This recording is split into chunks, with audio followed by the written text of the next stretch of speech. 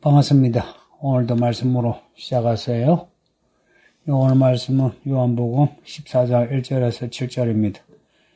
요한복음에서 14장부터 17장까지 예수님의 말씀이 계속됩니다. 다 예수님이 십자가 죽으시기 전에 그 전날에 하신 말씀입니다. 그런 이 말씀이 무게가 있습니다. 앞에 마태마가 누가복음에 없는 말씀인데요.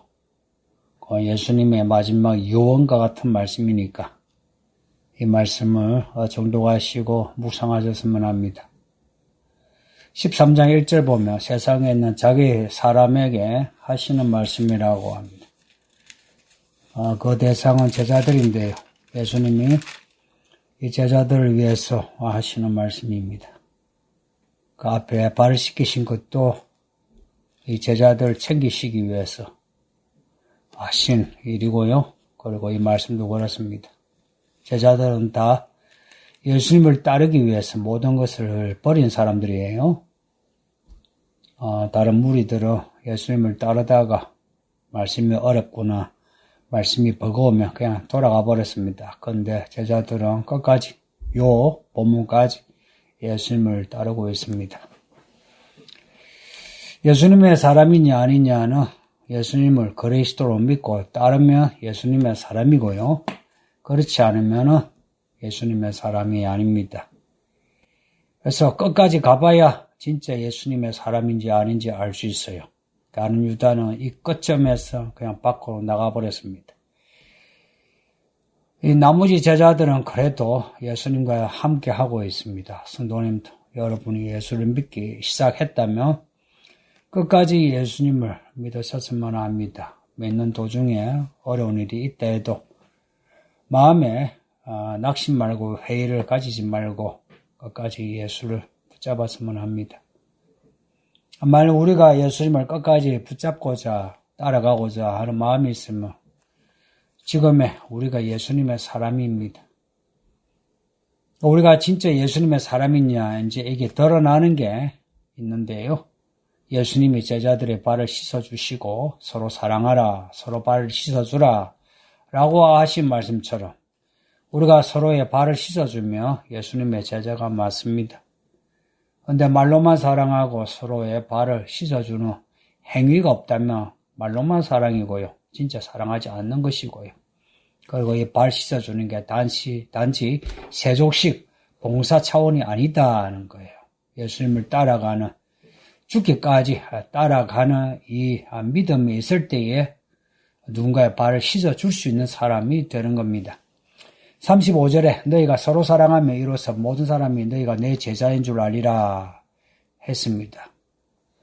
이 말씀을 듣는 성도님들은 서로의 발을 씻어주는 그 누구보다도 가족 같은 교회 성도들의 발을 씻어줄 수 있는 자신을 낮추고 무릎을 꿇고 수건을 들고 두 손으로 그 더러운 발을 만지며 씻어줄 수 있는 그런 제자가 되기를 바랍니다.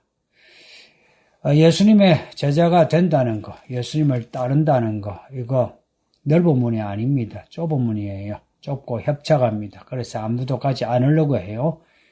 사람들이 다 넓은 문으로 가려고 해요.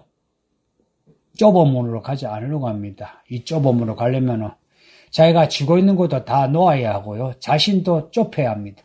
자신도 삐져 작아져야만 좁은 문으로 들어가게 됩니다.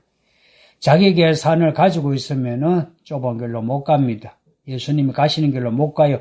예수님도 자기의 제 계산을 버리시고까지 아버지의 뜻에 전적으로 순종하기까지 기도하시고 엎드리셨습니다. 똑같이 우리도 그렇게 해야 합니다.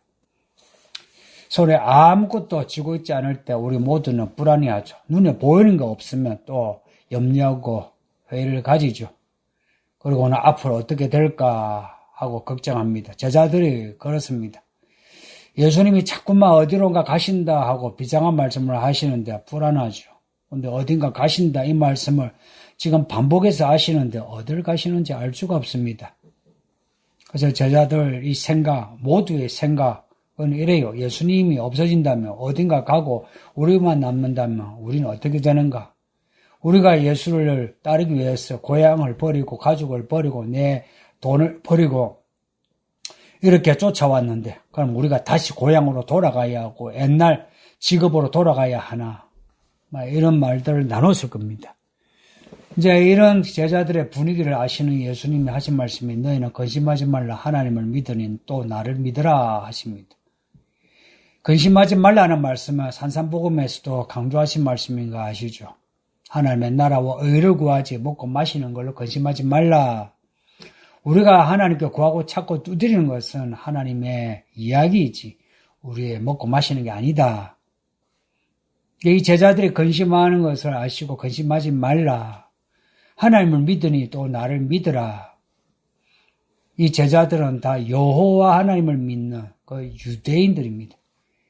그들이 예수를 믿는 것은 하나님이 보내신 사람이 예수님이라고 믿기 때문에 그러면 예수를 믿으며 하나님을 믿기에 예수를 믿는다면 걱정하지 마라 하는 겁니다. 그러니까 하나님이 모든 것을 다 공급하시니 걱정하지 말라는 겁니다. 정말 우리가 하나님을 믿는다면 이 말씀을 믿어야 합니다. 단지 심정적으로 믿는 게 아니라 우리의 생활에 현장에서 근심하지 않아야 합니다. 먹고 마시는 것. 우리의 주머니에 있는 현금이 얼마나 되는지 혹은 우리의 노후가 어떻게 되는지에 대해서 근심하지 않아도 됩니다. 근심하지 말라가 아니라 근심하지 않아도 됩니다. 왜냐하니 아버지 집에 거할 곳이 많아서 그렇습니다. 근데 이 제자들이 이 말씀을 알아들었을까 싶은데요. 아버지 집이라고 뭐지 이랬을 겁니다. 근데 예수님이 말씀하신 아버지 집은 하나님 아버지 집입니다. 땅의 집이 아니라 하늘의 집입니다. 예수님이 약속하신 것은 땅에 집을 주신다가 아니고 하늘의 거처를 주신다는 약속입니다. 성도님들, 우리 모두 죽어요. 100년을 살든 1000년을 살든 죽어요. 어떤 분은 10년 안에 죽을 수도 있고 내년에 죽을 수도 있고 이왕 죽을 것 같으면 천국에 가야죠. 그리고 죽을 것 같으면 오래 사나 짧게 사나 천국에 가야죠. 그리고 사는 동안에 천국을 맛보아 알아야죠. 그래야 천국을 가죠. 예수님이 그 천국의 거처를 예비하러 가신답니다. 그러면서 하시는 말씀에 가서 너희를 위하여 거처를 예비하며 내가 다시 와서 너희를 내게로 영접하여 나 있는 곳에 너희도 있게 하리라. 내가 어디로 가는지 거기를 너희가 아느니라 말씀합니다. 이 2절 3절의 이 말씀은 긴데요. 이 말씀을 좀 생각해 보세요. 예수님이 우리의 거처를 예비하러 가신답니다. 그 거처가 예비되면 우리에게 다시 오신답니다. 다시 오신다는 것은 재림하시는 겁니다. 예수님이 다시 오시는 그날이 무슨 날이냐? 우리의 거처를 예비하시는 날입니다. 성도님들, 우리의 집이 어디에 있습니까? 여기에 우리가 등기부에 등록이 된 여기 이 집이 우리 진짜 집입니까? 하늘의 집이 진짜 우리 집입니까? 저는 하늘의 집이 진짜 내 집이라고 여깁니다. 여기에 목사님의 목사님 명의로 집이 없으니까 그런 소리 하지 그런 소리 하지 마세요. 마음만 먹으면 집을 마련할 수 있습니다. 그러나 여기가 집이 아니기에 여기에 집을 마련한 것에 그렇게 연연하지 않습니다. 저도 똑같아요. 집이 있어야 편하죠. 노후가 보장돼야 마음이 편안하죠. 예수님은 우리의 집이 여기가 아니라 하늘의 거처라고 말씀하고 그곳에 거처를 예비하러 가신답니다. 예비가 되면 오신답니다. 도마가 이 말씀을 듣더니 하는 말이 주여 주께서 어디로 가시는지 우리가 알지 못합니다. 그런데 어찌 거기를 알겠습니까? 그럽니다. 그 길을 모른다는 거예요. 어디로 가시는지 모르겠다는 겁니다. 지금도 많은 성도들 그렇습니다. 우리가 죽어서 어디로 가는지 주께서 지금 뭘 하시는지 지금 주께서 내게 하신 일이 뭔지 모른다는 거예요. 예수님이 그걸 지금 앞에서 설명을 하셨어요. 내가 거처를 예배하러 가노라. 예수님이 지금 하시는 일은 하늘의 거처를 예배하러 가신 겁니다. 영원한 집입니다. 여기 사는 집은 몇 년을 벌어서 살 수 있는 집이죠. 그런데 천국의 집은 돈으로 살 수 없어요. 오직 하나님만이 지을 수 있는 집이에요. 그래서 하나님을 믿어야 하고 하나님이 보내신 예수님을 믿어야 하는 겁니다. 어디로 가는지조차 모른다. 그 길이 무슨 길이냐 하니까 믿음의 길입니다. 예수를 믿는 믿음의 길로 가야만 그 하늘의 거처로 갑니다. 제자들은 잘 몰랐지만 그래도 우리는 알고 있죠. 예수를 믿으면 천국에 간다고. 예수가 길이요 진리요 생명입니다. 예수님이 이것을 선언합니다. 도마의 말을 들어 예수님이 내가 길이요 진리요 생명이라고. 제자들에게 이렇게 직설법으로 가르쳐주고 있습니다. 지금 우리에게도 그렇습니다. 예수님이 지금 우리에게 선언하시길 내가 길이요 진리요 생명이다. 나로 말미암지 않고는 아버지께로 올 자가 없다. 아버지께로 갈 자가 없다. 너희가 나를 알았으면 내 아버지도 알게 된다. 이제부터는 너희가 그를 알고 또 보았다 하십니다. 그 앞에 2절 3절 말씀하고 같은 맥락 아닙니까? 내가 어디로 가는지 거기를 너희가 아느니라. 그리고 6절에서는 이제부터 너희가 그를 알고 또 보았다. 이 제자들이 이 말씀을 듣고서 이해가 안 되는 거죠. 뭘 알고 뭘 보았단 말인가. 그런데 나중에 예수님이 죽으시고 부활하시고 성천하시고 성령을 받고 나니까 정말 알게 되고 본 겁니다. 아무도 하늘에 계신 하나님을 본 적 없지만 지금 우리 중에는 예수님도 본 사람이 없지만 어떻게 예수님을 보나? 이 말씀을 믿음으로 예수님을 듣게 되고 보게 되고 따르게 되고 이 말씀으로 인하여 예수를 본 사람은 하늘에 계신 하나님을 보게 됩니다. 이거 말장난이 아니에요. 이거는 팩트예요. 실상과 증거입니다. 이 말씀이 길이요 진리요 생명입니다. 이 말씀이 우리의 길이란 겁니다. 이 말씀이 참이란 겁니다. 이 말씀이 우리를 살려주는 거예요. 살고 싶은 분들 말씀을 믿으세요. 그리고 거짓된 인생이 아니라 참된 인생, 뭔가 남는 인생을 살고 싶으면 이 말씀을 믿으세요. 그리고 인생 헛된 길로 가지 않고 옳은 길로 가고 싶은 사람, 그래서 천국으로 가고자 하는 분은 이 말씀의 길로 가세요. 다른 길로 가지 마세요. 예수님의 길로만 가세요. 다른 생명이란 없습니다. 다른 길은 없습니다. 다른 길은 다 죽음이고요. 우리가 살 길은 예수님밖에 없으니까 예수님을 그냥 믿으세요. 예수님 외에는 참 진리가 없습니다. 그러니 예수님 말씀만 참이다. 다른 것은 예수님 말씀 아래에 있다. 만일에 예수님 말씀과 어긋나면 이것은 거짓말이다 라고 믿었어요. 정말입니다. 여러분 부모님이나 여러분의 가족이 하는 말도 말씀과 안 맞으면 거짓말입니다.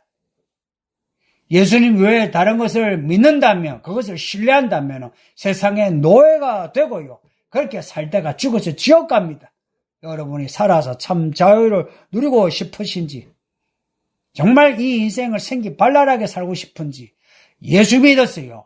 이왕 믿을 것 같으면 확실히 믿었어요. 인생의 모든 걸 걸고 믿었어요. 이 제자들이 모든 걸 걸고 예수님을 따라한데도 불구하고 죽음이 가까우니까 겁이 나고 두렵고 걱정이 되고 근심이 되고, 그래서 예수님이 지금 말씀하시는데도 무슨 말씀인지 깨닫지 못합니다.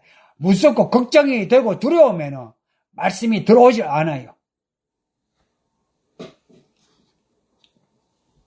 우리가 정말 이 말씀을 믿고 산다면, 믿고 살아간다면 어느 날 우리가 예수님을 보았다 하게 되고, 그리고 예수님을 통해서 아버지 하나님을 보았다 하게 되고 하늘을 보게 될 것이고, 하늘에 준비된 거처를 우리가 죽어서 보지 않아도 살아서 확실하게 되고 그 거처로 향하여 천성을 향하여 살게 될 겁니다.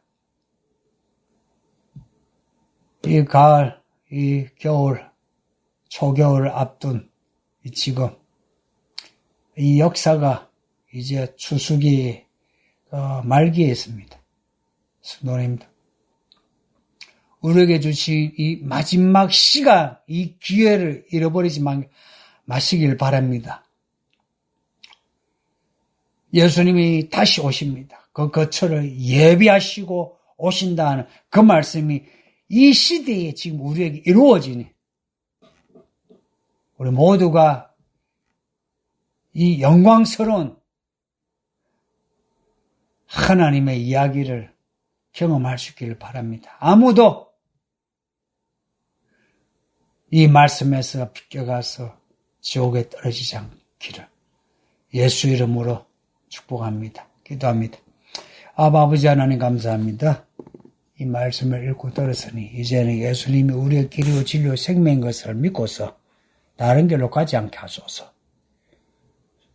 오직 예수님을 믿고 따름으로 우리의 삶이 생기 발랄하게 하시고 늘 어렵게 하시며 살아서 그 나라를 보게 하시고 그 나라 의를 살다가 죽어서 그 하나님의 거처 속에 영원히 살게 하소서. 예수님 이름으로 기도합니다. 아멘. 성도님들 오늘도 평안하시고요. 믿음으로 사세요. 바이바이.